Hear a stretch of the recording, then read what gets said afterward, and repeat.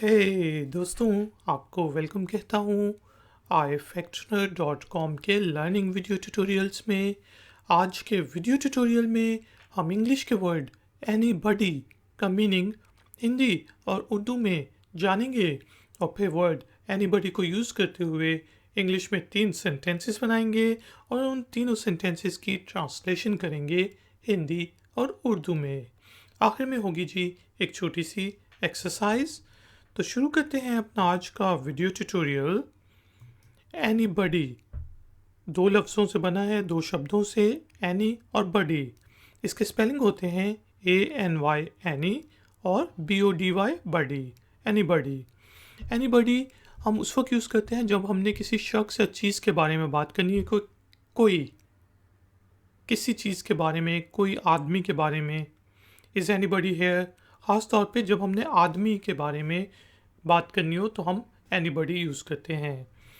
यहाँ पे हमने 3 सेंटेंसेस बनाए हैं। इज़ एनीबॉडी एट होम, क्या घर पर कोई है। Is anybody at home. इसी तरह इज़ एनीबॉडी देयर, क्या वहाँ पर कोई है। अंधेरे में हम जा रहे हैं, आवाज़ आती है, हम पूछते हैं इज़ एनीबॉडी देयर, क्या वहाँ पर कोई है। और इसी तरह is anybody coming to your party, क्या कोई तुम्हारी पार्टी में आ रहा है कि बस इस दफ़ा भी कोई नहीं आएगा। Is anybody coming to your party. तो हमने देखा वर्ड एनीबॉडी का मीनिंग होता है कोई शख्स, कोई आदमी। सेंटेंसेस बनाए, is anybody at home, is anybody there और is anybody coming to your party.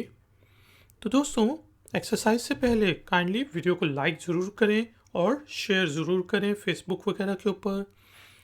अगर आप नए हैं तो मेरे चैनल को सब्सक्राइब करके बेल आइकॉन को प्रेस कर दें।